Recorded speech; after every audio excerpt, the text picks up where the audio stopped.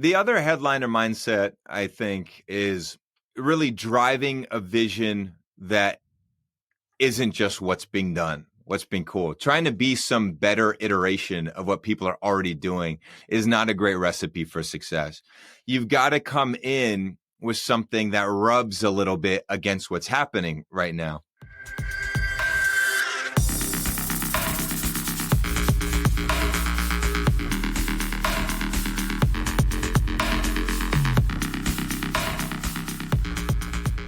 What's up, everybody? Welcome to the Headliner Mindset Podcast. Today's guest is one of the biggest names in dance music. He has countless Beatport #1 hits, multiple top 20 rankings in DJ Mag's top 100, a super successful record label, and sample packs that almost every producer in the world uses. This is KSHMR. Hey, what a great introduction. Thank you, Nick. Appreciate it, man. Well, what a great guest. Thank you for being on the show, man. Yeah, Happy to have you. My pleasure. My pleasure. Yeah, dude. Very excited to dive in. I think we'll have a lot of cool things to talk about. And, you know, before we really go deep, I'm not sure if everybody knows, before KSHMR, you were a very successful hip hop producer, artist. Like, I want to start there. I want to go back to the Cataracts. For all you kids out there listening that don't know about the Cataracts, like a G6, I'm sure everybody's heard it, but take me back to like when you got into music and the Cataracts. Like, just tell me a little bit about what that project was all about for you. Yeah. So, you know, I started out, if you really want to take it back, I started out on the computer, just like a big nerd. Before music even came into the picture, I was developing little games using Flash. So Macromedia Flash, I think it's Adobe Flash now. Maybe it doesn't even exist, but I was making little games and I needed to put music to them. So I would go on the internet, which was very primitive at the time, but there was a place that you could get loops and you get like some drums and you get some bass, and I would put them over each other in Flash. So I was like, that was my first DAW, was Flash, which is just ridiculous, but it would let you time stretch stuff, if I remember correctly. So you could time stretch a loop and then you could put two loops over each other. And that's when the spark kind of hit me that I really like working on music. And I got Sonic Foundry Acid, and then I started putting more loops together. I would buy CDs in the mail. Just, it was all loop based. So I really didn't know chords. MIDI was very intimidating to me at the time. I was just mostly doing like the hip hop method, which is to put different samples over each other. And then I got better at that. And by high school, so this is like middle school. And then by high school, I was like the guy who can make beats. So at my school, if you were a rapper, hip hop was really big in the Bay Area. And I would bring people over to my house. I would record them. I was rapping, even myself. And then I met my friend David, who became the partner in the Cataracts. He had put out a CD in school with him rapping on it. And I actually dissed him. So I did a diss song dissing him. And he heard it and he was like, first of all, like, why are you dissing me? I don't even, it was just the competitive sport of it. And he was like, yeah, cool. Let's work on some music. I was like, definitely, let's work on some music. So we started a group, got the name, the Cataracts, and that Snoop Dogg song, Smoke Till My Eyes Get Cataracts. And then, we weren't super popular in high school. There was a DJ locally in the Bay Area who played our song once on the radio. That was a really big deal for us. But there were other guys who were having more of a moment while we were in high school, like The Pack. And if you don't remember that name, maybe remember the song, the Vans song. I got my Vans on, but they look like sneakers. Had sort of a moment. And they were like the local famous kids. And they were friends of ours. But we were sort of waiting for our shot. And it wasn't really until we got out of high school that we got a song on the radio called Baby Baby that was starting to get played like quite a lot. And then we could play shows. We were doing shows like 800,000 people. And we had a buzz for ourselves. Around this time, I also found a girl named Dev who was in Manteca, just a little bit outside the Bay Area. And I was developing her project. She would come to my house every day. We would record songs. And something was kind of bubbling there. We performed. Sometimes Dev would perform with us. She got a song on the radio. And we took that momentum, moved down to Los Angeles, and we went from being a medium fish in a small pond to like a really small fish in the big pond of Los Angeles. Yeah. And working with everybody that we could. And one of the people who came in the session that got was the Far East Movement. And I quickly put together the beat for Like a G6. David had written the chorus for Dev that was part of a different song. We just plopped it onto that song, and man, the rest is history. Nobody thought it would be such a big hit, but it just, 6-8 months later started really reacting at radio, and then it just didn't stop. It just went up and up and up, and it went number one, not only in the US, but I think like 10 other countries as well. And it was a crazy introduction to the world of hits and charts and stuff, because based off that experience alone, you think every time a song is cool, it's just going to be a fucking number one, and it's going to be a smash hit. And a lot of people wanted us to recreate that success. So after that song, the attention from our artist project shifted away a little bit more into being like producer songwriters.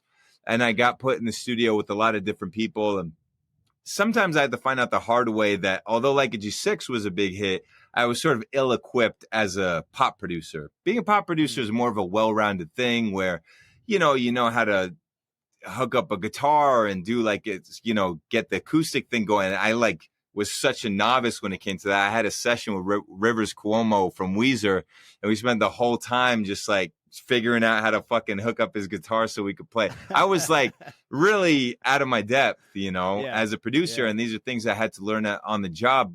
I was really just a hip hop beat maker, and becoming a pop producer was something I still needed to learn. And they put me in the studio with everyone. I mean, Justin Bieber. I worked a little bit on the Beyonce album, the Partition song. There was a lot of cool stuff that came out of it, but only a few things really clicked. My relationship with Robin Thicke really clicked, and we worked on some good stuff.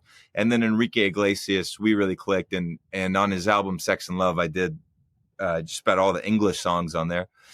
Selena Gomez song, which did well. So there were some times where it would really click. But I looked at guys who I admired, like Dr. Luke, Benny Blanco, and it just seemed like they were a more natural fit for pop music. Like they loved the science of it. In the case of Luke, he was, he came from SNL where he was a music director, and he was just like perfect for pop music. The guy's absolute genius. Benny, what he lacks in technical skill, he was incredible at fostering a relationship and a vibe where he would get the right talented people together and magic would come out. I saw it time and time again. Now, me, I was a little bit less social and also a little bit less technically gifted, maybe as Dr. Luke, but I knew if I could sit down in a room, I could sort of carve out a world. And that's where dance music really appealed to me. So I saw with dance music, you didn't have to be like the cool, hip guy necessarily. You could just you could be a little nerdy, and you could with your computer, with enough time, you could craft something that's special, offer it to the world, and you could have a loyal fan base based on that, just on your vision, not necessarily on how many hits you've had. In pop music, you're very much sort of bound to the success of your last hit. In dance music, I found the fan base is a lot more loyal, and they're just more interested in you bringing a certain flavor to the scene. And if you can do that, then they'll come back to your shows time and time again. And you're kind of free from the stress of the pop world, which is all about being this machine that cranks out hits. Mm-hmm. Yeah. So dance music started to become really interesting to me. And I had a friend who was a DJ in Los Angeles, but he didn't know how to produce. So I would help him produce his music. And one of the songs became really successful. And that was a sign to me that, hey, maybe instead of ghost producing, I should do it for real. So I started to do the Kashmir thing seriously, took it to Spinnin', who had put out the big hit that me and this guy had. I don't know if I should say, I've said his name before. His name's John. We were really good friends at the time. It ended up becoming a bit ugly because, ghost producing has a bad rap. Yeah, but we were good friends, we just I'd work on the music, and he'd go DJ. It was a good relationship all lasted. But anyway, I went to the label Spinnin', and I said, hey, I'm the guy who's producing this stuff. I'd like to do my own project as well. And they gave me a chance. And then I just hit the ground running. I think I had the benefit of not DJing while other guys are trying to manage the time between DJing and producing music. I was not DJing at all. So I could produce for that first year and a half or so as KSHMR, just really outpacing everybody with how much music I was putting out. And then, the Beatport number ones came, and the DJ Mag stuff came. And It took off, man. That thing blew up real fast, you know. But Yeah. you had also put in. I think that's why I wanted you to share that story, because I think a lot of people didn't know the 10 years of producing that you were doing Yeah. before you launched the Kashmir project. Now, I'm curious, like, when you were young, first off, I love that you were just like a computer nerd. You were like to your core, a computer nerd 100%. making fucking games. Like, it is where it started. I love that Yeah. part of your story. I Yeah. didn't know that. And I'm curious about, was there a moment where you really saw that this was something that you could do professionally, when you were like locked in on like, I really want to go for this, versus it being just sort of like a hobby and something you were having fun with? You know, I think from a young age, I had this weird bug that was like, things aren't just for adults. They're not just for other people. Like, I was really into football. I thought I was going to be a quarterback, whatever, when I was young. And I put together a little league with my friends and I had them all sign up. And I didn't like this idea of waiting for an adult to organize it for us. And so from an early age, it was never to me like, maybe it's for other people. I always thought that if it can be done, I'll figure out how to do it. It's just a question of if something interests me enough that I want to do it day in and day out. And once I realized with music that I wanted to do it day in and day out, I had this blind, just like they put the thing on the horses so they only see forward. I just only saw music, and I felt that if I could do it day in and day out, then it would work. I really had that belief, and maybe it's sort of naive, but it takes being that naive for it to really happen, maybe. So, a lot of voices in my head said, "Oh, you should think of this as a hobby. You should have a backup plan." I'm half Indian, so of course the Indian side of my family they're very unimaginative when it comes to careers, and music definitely didn't fit into that paradigm. So I had to ignore all of that, and I had a very strong sense of self-belief, but it was really rooted in the fact that I could do it so much. I mean, I had this really high threshold for repetition, and Yeah. producing especially really requires that. It does, man. And it's something that I see, as a coach. I now work with artists as a life coach. And a lot of the stuff that we work on is, being able to sit down and make music all day, which is a hard thing, especially for people maybe that have, 9 to 5s, they're trying to squeeze it in. But I think one of the biggest things that I see is that everybody wants the result. Everybody Mm, wants to be the DJ, and they want to have the tour. And, now that it's yeah, big, right? Now that it's yeah, obviously, it's been big for a while, but everybody wants to be the headliner. sure, But there's the reality that it's like, you got to love the process. And yeah, 99% of the process is sitting your ass down in your chair and making music. And I think that that's one of right, the biggest gaps that a lot of people struggle with. So it's not a surprise to me that you had this obsession ultimately with yeah. this thing. And so you were kind of addicted to it. You loved it. You continued to put yourself into it, and therefore got really good at it. So that's a big gap that I've been seeing with a lot of people. It's like, Yeah. you gotta put in those hours, and you gotta love it to put in the hours. Yeah, it was something that really suited me. In school, I had a big problem with shifting between subjects. My teachers would talk to my parents about it, that I could get into one thing, but I get really stuck on it and not want to move on to the next thing. So when it came to producing, that ended up being a really big strength. Like, I would just get so laser focused into it, and I loved it. Like, the dopamine machine, the way that the loop goes, it really worked for me. Like, I could work on just a sound, and I could spend 8 hours on just this little, 2 bar, 4 bar loop, and I would get the dopamine required to want to come back in day after day.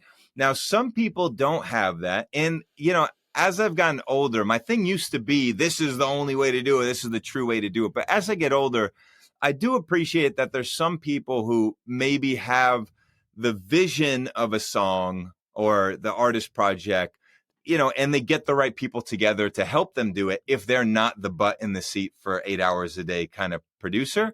And Yeah. that's a path that I can't really comment on or give advice on because it's not the one that I took. But as I look around me, I do see people like that who still find success. And I can't dismiss the importance of people who have a vision, because it's not for nothing. There are people who aren't technical guys, but they have repeated success, and you have to think that it is their vision. Maybe they are not actually hitting the buttons, twisting the knobs, but they know how to get the right people together and make the song happen. And there's also cases of really technical guys I know who, are way smarter than some of these other guys I'm thinking about, but the vision is maybe lacking, and the ability to make it all add up to a concise project with the branding and everything. They lack in that department. So there's different ways to skin the cat. Yeah. Yeah. Yeah. So you mentioned that your parents weren't entirely supportive of you going off and being an artist. How did you deal with that? I think that's something a lot of people potentially struggle with, is those external voices that might not really see the dream and believe in it. It was surprisingly easy for me to ignore. Again, going back to my thing about adults aren't special, I kind of looked at the adults in my life as, they have their bias of why they're saying these things. And my dad was an immigrant from India. He probably, like a lot of immigrants, out of fear, caution you to live a more, familiar, beaten path kind of life, because it's a proven template for success, and you're not going to be out on the streets. You're not going to be a bum. And, that's his perspective. But I don't know. It didn't really bother me. I was kind of a weird kid. I'd usually have one close friend at a time. I wasn't especially social. So also, I think in my psychology, I accepted that other people weren't going to understand me from a young age. And that was empowering almost in a way, because, I don't look around and say, well, these other people are doing this, so I'm going to do it too. Because doing what other people didn't work for me. Like trying to fit in didn't always work for me. So I was more than happy to spend the time on myself. And it could go the other way. You could just go really dark and feel like, oh, I'm a piece of shit. But I felt more like, well, I do think I have something to offer, but a lot of people aren't going to understand it. And that's okay. That's going to be sort of the story of my life for a while. But one day they are going to understand it. And I always kept that belief. Yeah, it sounds like you had a really good connection to your authentic self and your intuition, right? Like that real true essence of who you are on the inside. Like we all have that inner voice, So there's sometimes that sabotaging voice, that negative voice that tells you, oh, you suck and you can never do it. But there's also that deeper sort of calling that's maybe, connected to the universe or some higher power, or just, your intuition. But it sounds like you had a very clear channel to that at a pretty young age. Yeah. I think I felt very strongly about things. Like I would hear a song and I'd be like, this is not normal. This is magic, from somebody else. Like the songs are really affected me. Yeah. It was like more than just liking a song. I was like, this is so powerful that I'm willing to dedicate my whole life to it, and if other people don't get it, then that's their problem. But even if I was broke, I just felt so strongly about it, and it also killed me though, like not getting along with other people or not feeling like I fit in, being in conversations as a young kid and saying things and then everyone getting quiet. Like I didn't know how to interact. It was tough for me. It wasn't just like, hey, I got it all figured out. A lot of the times it sucks, a lot of the times I just felt really lonely. But it's interesting because I was still very attached to the things that I believed in. So although it hurt, I was so attached to these things that I felt like the power. This is the magic of the universe I want to dedicate my life to. So I would go back to that, and that would make me feel like, okay, I got something that I know is real that I can anchor onto, even if I struggle making friends and all this stuff. And that's just, as you get older in life, one thing I've noticed about success, at least, I don't know about happiness, but when it comes to success, there's a lot of people I know that had an easier time just connecting with people and having friends and stuff. But when it comes to having something they really want and they'll fight for, their passion, they don't really know what that is, and they've had a good time in life, just kind of, finding a general sense of happiness, doing simple things, hanging out with friends and stuff. And it is a gift and a curse, I think, in my own life, that I really needed this peak. What is like the peak that life could give you? You know, how do I tap into this extreme emotion when I hear a really great song, and needing to go into a studio and fight for that day in and day out? Whereas I look at other people and they just, you know, maybe they clock into a job they're not crazy about, but they get off, they hang with their friends, and that's enough for them. You know, that's a kind of existence that I don't think I wouldn't scoff at that either. Yeah. And there's a lot of talk about purpose, and there's a lot of people, I think, that struggle wanting to find their purpose, or thinking that there is, and I truly believe that everybody, you know, has a purpose and has a calling. And I think it's one of the most beautiful gifts to be able to find out what that is, and especially at a young age. And it sounds like you really did. Do you feel that you were just chosen to be on this path, or do you feel like this was a result of your environment in some way, or were you just like destined to like have this calling and be tapped into it at so young? I don't think I really had any innate ability with music, to be honest. You know, even to this day, I'm pretty tone deaf. Like, I pretty much know when things, you know, I know now if something's sharp, if something's flat, but I have to drag things into Melodyne all the time. And it's just to see what note it is. And it's so frustrating. There's guys who are just like, yeah, you know, they play through the keyboard real quick and oh, it's a G, it's a G. So I think it wasn't like an innate gift in that sense. Maybe my threshold for repetition, you know, which was a disadvantage in school, but ended up being a big advantage for music, that I would just home into one thing and I would do it over and over and over again. It didn't bother me. Almost like, you know, it's almost like on the spectrum or something, to the level I'm able to do it. And also my mom being a pretty hippy dippy lady who was more open to, you know, creative pursuits. And then my dad, who really ingrained in me strong work ethic and like a strong accountability to yourself. And if you set a schedule, you have to keep to your schedule. That was a bug in my head about, you know, my work and making sure that I didn't just say I'm going to do things, but that I really follow through and do them. That was always chirping at me in the back of my head. You know, I'm not just going to say I'm going to be music. I got to show up with the song in my hand. Even if it's not the best song, you got to show up with the song in your hand. Yeah. I love that, man. That is that's something I talk about a lot, which is really the balance and the integration of what I would call like masculine and feminine energy, right? That feminine energy being that hippy dippy flow side of, you know, being the artist, being tapped in, and then the masculine side being that boots on the ground, structured, discipline kind of business side.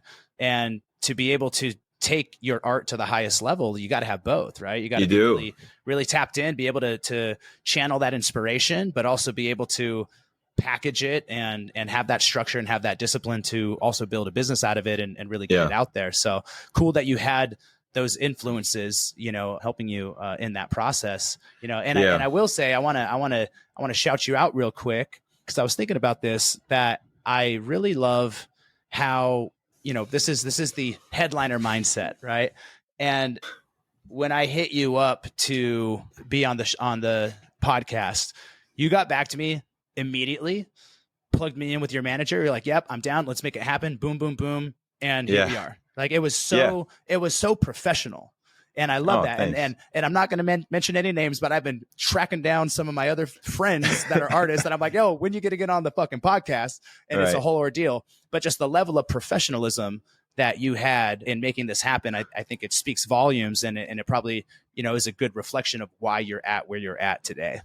Hey, thank you, man. I really appreciate that. And yeah, I think it's also getting a little bit older. You know, there was times, especially when I was younger, I was smoking weed, where you don't write things down. You like, I'll remember, and then you don't remember, you know, and so you keep a to-do list, and you, and also understanding that how you come across to people, you know, you want to be a reliable person. You want to build up that character, and not only because of the optics of it, but because it's really who you want to be. If we're all being honest, with a little extra effort, that's who you want. You want to be the person who responds. And it's crazy when I deal with adults who do like, you know, I won't say names, but, you know, I'll work on a project and I'll ask some questions. You know, I'll send a text that has a few questions in it, and they'll only answer the last question, and it's like a 3-word response or something. It's like, how did you make it this far? You're not like openly communicating. I get Totally. somewhat the posturing, acting cool, maybe to other people, but we're working on a project together. Yeah. Like, No. there's no room to be a cool guy, this and that, you know? And now going in, because I just released a hip hop album, the hip hop space was a kind of a reminder of why, at times, a reminder, in some cases, the whole thing overall is a good experience, but at times it was a reminder of why I left the hip hop space, because there's a lot of bravado. And, you know, I'm at a place with music where, hey, we're fighting for the best song. We go back and forth. We pick things apart. We talk about it. So, yeah, that's the kind of person you want to be, and someone who responds quickly and writes a to do. Like if I say I'm going to do something, and I'll make it on my to do. And granted, I'm busy, but it'll get done, because I hate that to do list chirping at me. You know, it's there. You know, and it's there for a reason. Yeah. Well, yeah, man. I mean, that is what I would call the headliner mindset right there. And I would love to hear what your definition of the headliner mindset is, right? Being professional, communicating well. Those are a couple things that are in there. What else would you throw in that mix? Yeah, I mean, the stuff that you mentioned is practically just how you get shit done, right? And the other headliner mindset, I think, is you really driving a vision that isn't just what's being done, what's being cool. Trying to be some better iteration of what people are already doing is not a great recipe for success. You've got to come in with something that rubs a little bit against what's happening right now. And, you know, I thought about this when I was first starting the KSHMR project, and I looked at the climate of dance music, especially coming out on Spinnin', was, you know, a lot of European guys doing uplifting progressive house music. And the music videos were all kind of going out on a boat. There's some hot girls, there's bikinis, there's like a good time, there's a good feeling. So the first music video that I put out was called Megalodon, and it started out just like one of these videos where these two girls are getting together and they're going to go out, and it's like found footage. One of them's holding the camera. Hey, let's go hit the beach, go out on the water. Then they get out on the water and they get attacked by this huge prehistoric shark, Megalodon, and they get like ripped in half, right? So it was, you know, I'm not saying it was genius or anything, but it was me looking at the scene instead of saying what's going on, what's working, and thinking more in terms of what would be cool that would maybe spit in the face even a little bit of the scene in its current form, and, you know, kind of open up for a new vision. And to me, primarily in the beginning, it was, I think dance music and Indian sounds would be cool, and I think dance music and cinematic sounds would be cool. This was like a personal, you know, interest of mine. And then when the Tsunami song blew up, which was me doing orchestral stuff mixed with dance music, it was a testament or sort of a confirmation that other people would be into this too. So I'm not saying it's, you know, it's hard to really know before you put out into the world, but you might as well go out into the world with something a little bit jarring, a little bit different than what they're currently getting, and drive that home. That's really the only way you can carve yourself out of place as a headliner. You're not just there because you're a slightly better version of this, that. You're out there because you represent your thing. Yeah. You gotta, it's like no risk, no reward, right? You gotta take some risks as an artist. I think that's the true definition of an artist, is to go out there and really push the boundaries and be authentic and do some shit that hasn't been done yet, or at least add your flavor and your twist to it. So yeah, man, that's huge. And you knocked it out of the park, bro. I remember hearing, when I heard the project come out, I was like, oh shit, like we got some world sounds now in the fucking big room scene. And it had never been done. It was so rad. Thank you, man. Thank you. Yeah. Well, you know, what people don't see is I did a lot, and a lot of it was, you know, sometimes I was trying to make something that sounded like somebody else. But if you're making a lot of music, I think what makes you special will start to emerge. And especially if you're sharing it with the people around you, they can give you that confirmation that you need to hear, when otherwise you might think, oh, I like that, but other people aren't going to like that, you know. But people are smarter than you think. They're open to more than you think. And if you keep people around you they can sort of inform you what you're doing that's special and unique to you in a way that you couldn't always see about yourself. So it's nice to have people and use that sort of as a mirror. Involving people is important. Yeah. And for you, are those other producer peers, or is that like management and more industry people that are giving you the feedback, or a little bit of both?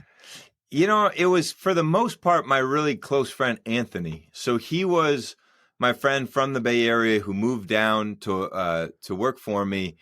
And, I got him a gig, kind of just like, hey, we'll figure something out for you, sort of thing. And he ended up becoming really good at creating the visuals that I do in my shows now. But, more importantly than anything, he was just there with me as I worked through in my mind what this project was going to be about. And he had a good idea of who I was.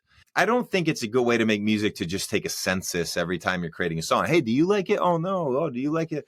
But if you got someone who knows you, someone you trust, then that can be a really good thing. And for me, that was a really good thing. And sometimes when I would be steering a little bit away from, what was really original, just trying to recreate other stuff, he'd point me back in the right direction. And, he knew who I was. So he would always remind me of that.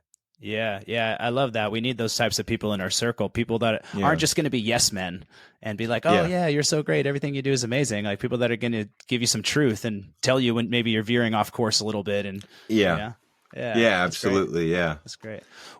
What advice would you give to your younger self? Like as you were coming up, what are some things that maybe you would have done differently? Some potential potholes that younger artists can look out for? It's really important what you say no to. And that's so hard when you're just happy that anyone said yes to anything, when you're getting started. Like there was, a gig that I got producing some Rich Girls album, and I had, I didn't like any of it. I did it for a little paycheck. And I almost like lost who I was and why I even liked making music in the process. Sure, I made some money, but it was confusing to my identity. And your identity and your sense of who you are and what you think is cool, and especially what you don't think is cool, it's really a powerful asset. And if you let it go a little bit, you arrive at a point where you're just like, I don't even know who I am or what I like anymore. It can really slip away from you. And there have been times where it really slipped away. And then I had to, start from scratch almost and refresh. So what you say no to is so important. And when you're thinking about who you are, it can be hard to say, well, I'm this and that. As you're thinking about your artist project, it's almost more useful, I would argue, to say all the things that you don't want to be. This is cheesy. This guy, if you're thinking about yourself as a superhero in the scene, that's someone you would admire, think about what they wouldn't do. They wouldn't do this because this is corny. They wouldn't do this because it's corny. And I think for myself, I would have done that. And being just more confident in myself to be immune from what's trending. I think it's very hard because there's a sweet spot where you take what's trending, you add yourself into it, and you do make something new. You don't discard 100% what's going on in the scene. You kind of guide people to a new sound, but you do so using some familiar elements. But there were times where, I was losing a bit of my, especially in the Cataracts days, of, why I was making music, what I really thought was cool. And I was just trying to hop on what was successful. And after the success of Like a G6, there was immense pressure to recreate the success. And it was less about what organic process really led to the magic that created Like a G6, and more about how can I recreate a chart position? How can I recreate this, recreate that? And it's really not the recipe to create a big song. The recipe to create a big song is to put yourself in the right state with the right people where you're having fun, you're making music, and you feel encouraged to try new things. Yeah, that's what I wanted to ask is, how did you bring yourself back when you start losing yourself a little bit and maybe start chasing the trends or feeling that pressure to repeat the success? Like, how do you get realigned with who you are and what you're all about as an artist? So for me, it was ending the cataracts. Mm.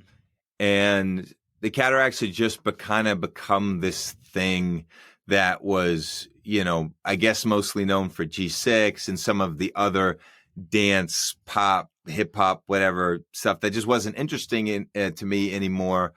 But I was writing it out because I didn't want to abandon the success and the money that came with it. But Yeah. eventually I just hit a point where it hit rock bottom for me. And I just realized, this is really not going to go anywhere. It doesn't feel exciting to me. How could it feel exciting to other people? So I really had to hit rock bottom and become a fan of music, become a fan of dance music. And that reminded me of what it's like to be a kid listening to music that inspires you again. Mm. And, I came into dance music as just a really big fan. And at that point, I also had a lot of technical skill just from producing, but I still had to learn the technical skill in the realm of dance music, which is a whole nother journey. You could know how to make pop music, but then you get into dance and to really make it authentic, you barely know the half of it if you've just been producing pop or hip hop music. So it was challenging, from a technical perspective. It was also music that I was a really big fan of. So reducing yourself to just being a fan of music again and kind of putting aside, it depends on where you're at in your career. Maybe you have a bit of a name for yourself, to relinquish that and put yourself in a humbling position of just a fan who wants to learn. And you're making music from the right perspective. Every new thing you learn is exciting to you and you want to employ it, and you're not just sort of rinsing and repeating. It's a challenge to you. You're excited, and then people hear the excitement of what you're making. That for me was the answer.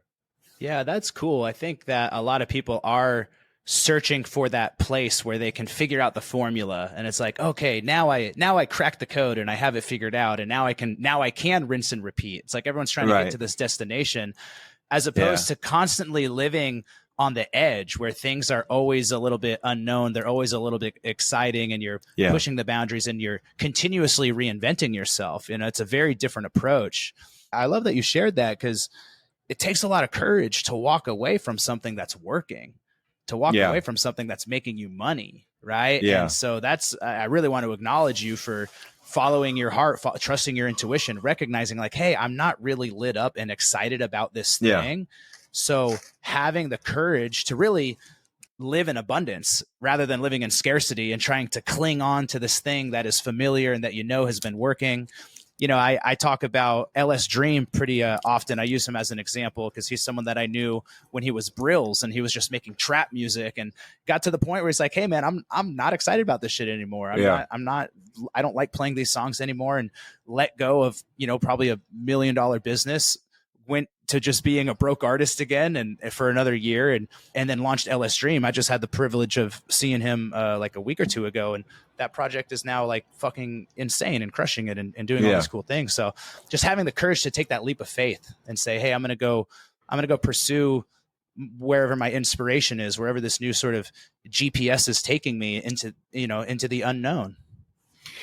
Yeah. I mean, you're absolutely right. I've got to add on to that though. I am not a very courageous person, honestly. And hopefully, as I explain this will maybe be inspiring to some people out there. They say they could relate, but I was not the person who really left the cataracts. It was the other guy. And all the signs were there. And David, my partner, was always a more confident person than me. He had a more defined sense of self. And especially going back to high school, we knew each other. He was just kind of had a stronger backbone with his social circle and everything, stronger sense of identity. When it came to the cataracts and him leaving, he knew it. He knew it was time. He knew that this was like not what we really had set out for. And it was me who, after he left, I tried to hang on, and I kept calling myself, it's just a one-man group at that point. I called myself the Cataracts. It like really had to hit rock bottom before I got it. And I started a new project. And I say that, so, it's happened multiple times in my life where I wish I was a bit stronger, to see that my passion wasn't there anymore. Cause there's the child in me that gets scared of like being lonely as a kid and I finally found something that makes people like me, that brings me money, that gives me a sense of safety. David was okay to abandon that if he knew it wasn't right. I had a much harder time abandoning that, the money, the sense of security, the sense of worth, the status. I really had to hit rock bottom and see that the project wasn't going anywhere anymore, to start KSHMR. And, once I did, it was the best decision I ever made. But now, even more recently, I went in to do this hip hop project. And that was me trying to get better at listening when the voice is there. Like, you need to freshen it up. I've been making dance music for the last 10 years. I knew I wanted to do something new. So I flew out to India, we could talk about that more, but I just did something that ostensibly is not like a great move for my career to go make a hip hop album in India. But I knew for me, for the child inside to be the hero in my book, in my comic book, that's what it meant. It was exciting to me. It was something new. It was where my heart was at. And I've tried to get better. And I guess the reason I'm sharing this is because hopefully people could be inspired to work on this almost like a muscle. Like, I'm always scared to hop in swimming pools. Once I'm in, I'm happy. But the cold transition, I fucking can't do it. You'll see me sit. I have a swimming pool, and I'll sit outside of it for 5 minutes. The neighbors must think I'm a psychopath, like counting down over and over again. Okay, this time it's for real. 10, 9, 8, 7. Because getting into the pool when it's cold, it freaks me out. And so to overcome that now, I forced myself to take cold showers in the morning. And I've tried to get in this process of when something isn't safe and comfortable to just overcome it. And to just not be a little bitch, basically. But I'm absolutely a little bitch. I mean, I get so tied to the things that are safe, the things that give me status and everything, that it's taken me so much work to see that for what it is and still follow my heart. Because it can get wrapped up in this cloud. It would seem so simple the way people say it. Oh, I just followed my heart. But the fear and the attachment to safety is so intertwined with your thinking that your heart is somewhere in this cloud, right? But the intrusive thoughts almost say, oh, that's not really your heart. This is your heart. And they'll give you 10 reasons why that's not really your heart. This one's your heart. It's such like a sickness that some people can really see it clearly. But a lot of us, the safety and the sense of status that we're attached to, it's so hard to separate the two. And see what is your heart even. And even at this stage, there are times where I don't know, but there's, when you have the clarity, you just believe when you think that's the clarity, on a day you wake up and you're like, dude, I'm not really meant to be doing this. I'm meant to be doing that. Just remember that. You've got to remember that. And that's got to be the thought that beats all the other ones, And it's a constant journey, I think, that we're always going to deal with as humans. And whether that's at the beginning of your journey as an artist and you're like wrestling with that now of like, oh, I want to really go for this dream that I have, but maybe I'm a little bit scared too. I've got the comfort of my day job. I've got the comfort of this relationship, whatever it is. And even somebody that's at your level, you're already touring the world and headlining and doing all this shit. It's still there. It's still there. The little, that little ego and heart battle, right? The mind and the heart are always going to be at battle. And that's where, I'm so passionate and adamant about doing that inner work, regardless of what stage you're at, is like, we need to be taking that time to learn how to tap into our intuition, how to listen to it. For me, I think that's where journaling is really powerful and really important, just like get those thoughts out of your head, see which one of them, see what's actually real, meditate, take some time to silence that voice and try to tap into that deeper part of yourself. There's a lot of different ways to do it, but it's got to be a part of your life at every step of the journey. That's really interesting with the journaling, because every thought gets equal weight, every dumb thought in your head, right? But if you wrote it out, it might become quickly apparent. The right one rises to the top, right? The strong one, the one that's born not out of fear, but out of ambition, out of the right motivations. Yeah. For me, my recipe is 3 pages. And this comes from Julia Cameron's book, The Artist's Way. If you ever read that book or heard of that, but basically she has you write, she has this thing called morning pages. every morning you sit down and you write 3 pages. And for me, it's always on the 3rd page. The first 2 pages are always just garbage. That's all the thoughts that are like cluttering your brain. And it's almost like a purge. Like just get all this nonsense, get these thoughts out. And then when you kind of pull that surface layer back, when you get to that 3rd page, that's where the juicy shit starts coming up. You're like, oh, that's the truth. There's the truth right there. But we have all these little, fears and doubts and anxieties and voices that are oftentimes clouding us from that. So yeah, it's important stuff. You know what the thing is about like when you make these decisions and the consequences, it's just never that big of a fucking deal. The consequences. You know what I mean? Yeah, dude, like, totally. Like, oh my God, it's just, we make it a life or death situation, right? Yeah. We make it like life or death, but yeah. Like you'll be alive. You could spend a year just dedicating yourself to some idea. It doesn't work out. You'll fucking live, and I remember one, even though my dad fought me on music, a good piece of advice that he gave me was I was still in the Bay Area trying to get the music thing going. And I was working at this local like hip hop clothing shop. And, it was run by this hustler kind of dude. We'd sell like fake, Jabot jeans. I don't even know if you remember what those are. These Avisu jeans that like, thuggy guys would want to wear. We'd sell these fake. Anyway, and the guy who ran the shop, he was opening up another one and it was like an hour away. And he said, but if you go work at it, I'll pay you $100 a day or something like that. And I was like, well, that's so much money.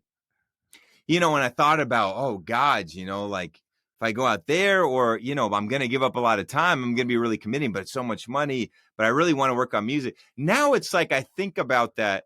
It's so ridiculous that I even considered $100 a day. Right. And my dad told me, he was like, look, if you're going to take this time to work on music, don't go fucking work at somebody's shop for $100 a day. Keep your eye on the prize. Even though he didn't agree with the music thing, he was like, that's definitely not how you're going to make it music if you go do that.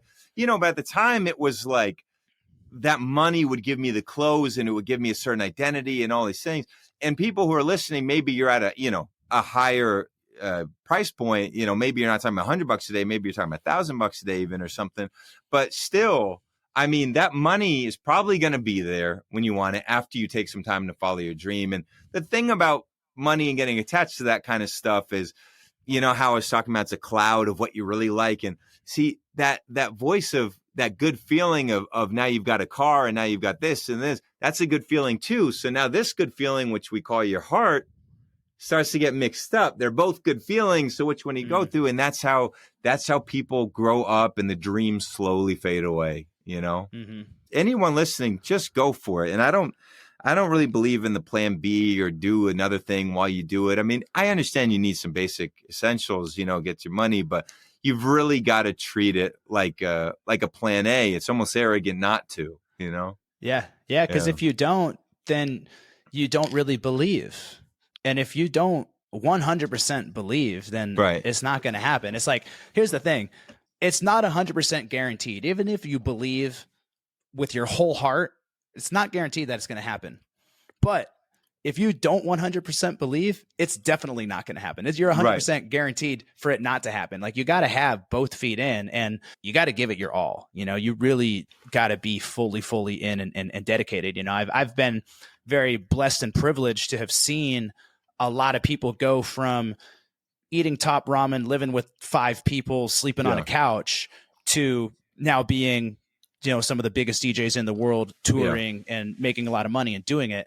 And that's like ingredient number 1 is that belief. Every single one of them had the conviction. They knew that they could do it and they were willing to do whatever it takes. There's not one person that I can see, because I think about this a lot. I look at like, what's the difference between the ones that have gone out to like really make it happen for themselves and the ones that haven't, and having that full send, burn your boats. I'm going to give this shit everything I have. Right. And also maybe it doesn't fucking work. And okay, then go do something else.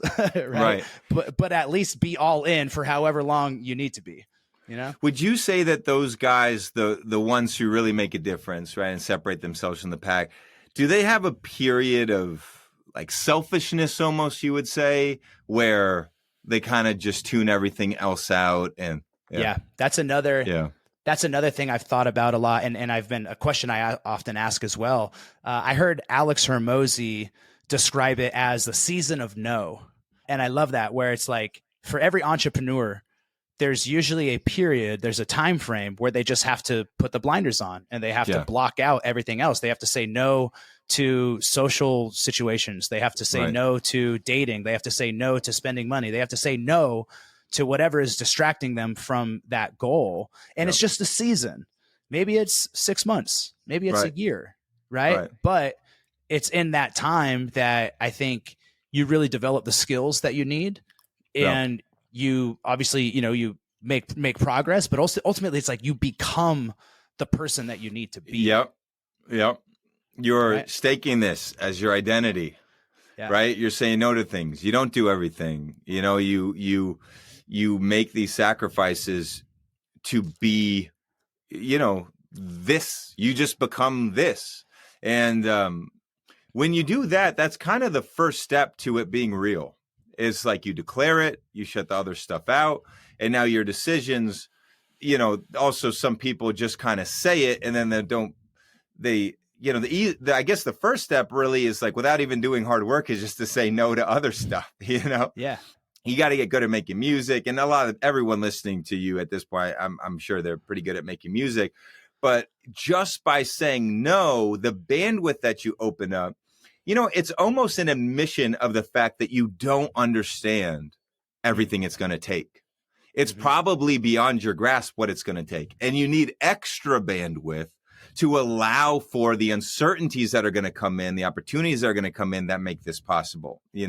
Like if you really clear the plate, there will be things that are so unexpected, like even the Like a G6 song, which wasn't like all signs pointed to this was the session, this would be the hit and everything. But it was my whole day is open up. Whatever random guys, no matter how much I've heard of them, if they've ever had a big song I like before, they're coming into the session and I'm going to do it. It's like full commitment. Not even, you can have your strategy, but when you really open up to just, I'm going to do anything and everything, for this project, whatever your project is, you're kind of making the necessary admission of your own humility of what this thing is going to take. Because it's going to take a lot, right? It's going to take things that you can't even strategize, that you've got to be open for. So not only having the bandwidth you think is required, but having the extra bandwidth is almost a necessary component too, Yeah. You know where the word music comes from? No, I don't know. It comes from the muse, the muses, right? They were the 9 goddesses of inspiration from Greek mythology, the muses. The goddesses of inspiration that would visit the poet and the artist and the musician and would bless them with inspiration. Right. And I love this idea that like the muse is only going to visit you when you're fully in and fully dedicated and you're working, right? If you're half in and you're half out, if you're fucking doom scrolling on your phone, if you're going out on, Friday night and being hungover all weekend and not getting to work, like the muse is not going to come and visit you. Right. It's when you create that space to say, I'm here, I'm all in, like that's where magic is going to happen. Right. Yeah. But it comes from, where is your energy internally? Right. Is my heart fully in this shit, or is my brain getting in the way and only letting me be half in? And the fear and the doubt is there. When we make that commitment saying, you know what, fuck it, I'm all in, I'm going to go for it, magic starts to happen, things start to unfold. And I do believe that there's another kind of universal magical force out there that's going to support you. I mean, how many synchronistic moments and things happened throughout your journey that you can't even describe? Like you didn't plan it. Shit just happened. Right. Yeah. 100%. I mean, you talked about the gods, these muses, and it absolutely feels that way. It feels like I just show up and I start doing what I know how to do, and then some magic happens. And it almost wasn't me, It almost wouldn't feel like magic if it was just exactly what I wanted. There's an element of surprise. You put things, you try to mix it up enough so that the magic reveals itself to you, and you show up enough so that the magic reveals itself to you. I mean, that's the thing. It's like a faucet. it's going to come out, but you got to put that cup in there every day. You got to have the bucket out for when it does show up. And then when, as time goes on, you get better. You also get better at recognizing when it does show up. Because the one thing is you might have 10, 20 ideas, but you start to get better with time at identifying which the magical ones are. But you're not going to have any magical ones if you're not showing up and you're doing the process. Whether or not today is meant to be a day where the magic shows up, it's not up to you. And I don't beat myself up as much as I used to about that. I go in, I do what I can. I try to put the right input into the machine. We see what comes out that day. Yeah. It's funny because I disassociate from my own music and the work and everything. I wrote this tweet where I said that like I thought my album was like one of the best albums ever. I was like, this might even be one of the best dance music albums of all time. And I got flamed by the internet for it. I got absolutely eaten alive. Cocky bastard. Yeah. But like, if you're a musician, maybe you could empathize a little bit. And that sometimes you make something and it's magic to you. And it doesn't really feel like you did it even. You listen back to it and you're like, wow, this thing fucking came together. This is the best shit ever, Yeah. And I live for that feeling. And it's not really so much a cocky, arrogant feeling, although, I'm proud of it. It's more just like, it's nice that it all works out sometimes, It's funny that tweet was misinterpreted as you having a big ego about, look at this amazing thing that I made, when really your ego was actually entirely removed from it because you were seeing it as, this isn't even something that I made. This came through me. I didn't make this. Yeah. Right? I was just the vessel. This came through me. Look how cool this is. And that's such a beautiful way to make music. The ego is a complicated thing. It's always going to be there. Like it's always going to be playing a role. But when we can actually get it out of the way and truly see ourselves as just being the messenger, I'm just the vessel. I'm just here to open myself up to let this inspiration work through me, let this creative energy work through me. And like you said, some days it's there and some days it's not. But that's one of the biggest traps that I see a lot of, my clients and a lot of people struggle with, is like being so attached to it needing to work, right? Of like, oh, I had a bad day in the studio, and then you get down on yourself and it's like, oh, fuck, I suck. I'm never going to make this happen. But it's like, well, when you remove your ego, you're like, yo, that's not you. You're not the one making it. There's something else out there that's just making it through you. And then a good day or a bad day doesn't really matter because it's not even you. Yeah. Yeah. I mean, I think, it can be frustrating when you keep working at something, not getting the result that you want, but there's productive ways to deal with that. Like I think of myself as this machine. I think it's a pretty good machine at this point. Good things can come out of it. If it's getting a little bit rusty or feels like it's, running, it doesn't have oil or something, then you start to think about how can you put new input into the machine. And sometimes that's things like going on Splice, finding new samples. Maybe you get some new presets, things that are going to get the machine turning again. Maybe you listen to other people's music, get inspiration there. That's always a good one. So there's productive ways that, if the machine isn't giving you the output that you want, you don't have to beat up the machine and say, oh, the machine shit and everything. It's probably a good machine. You could just feed it some new input and get it cracking again. Yeah. Do you produce like every day, or what's your schedule like? Are you very regimented? Do you just kind of produce when you feel like it? What's your week look like? I produce every day. So it would feel pretty weird if it was like a weekday and I was at home not producing or something. Like, it would feel like I was skipping school or something. I'm here every day. That I'm not touring, of course. Weekends, I just take off completely. I hang out with friends, hang out with my dogs, take them to the park. But yeah, I get in here. Usually at the beginning of the day, I craft some sort of game plan. It's loose. It's like a few hours I'm going to work on this song, a few hours I'm going to work on this, and then maybe an hour's blocked off to just clerical stuff. There's people who need emails responded to and everything. And then I allow myself, if I get really into something, I'll let myself bend the schedule a bit, because sometimes you get into a flow. You do have to be careful, especially with me, because, I work and I use stimulants when I work. And look, I'm not advocating or anything, but, I do use that when I work. That I can sometimes just get so wrapped up into one thing. And that's where it's really important to have the schedule to say, listen, I know you love working on this. You think you got it all figured out. You're probably getting diminishing returns on it, though. Let's switch to something else and come Yeah. back to it. Yeah. It's Yeah. sometimes better to get that good night of sleep and just come back fresh the next Yeah, day. exactly. Yeah. Yeah, man. Well, dude, I am so stoked to connect with you. I really appreciate you taking the time to come on. I mean, there was so much great just wisdom, and yeah, man, couldn't be more thankful for you to be a part of the Headliner Mindset. So, thanks so Thank much you, for man. hopping on. I definitely look forward to hopefully seeing you soon at some point. Yeah, man, for sure. Maybe Yeah. in Austin. Yes, sir. Come through. Yes. All right, I will do, man.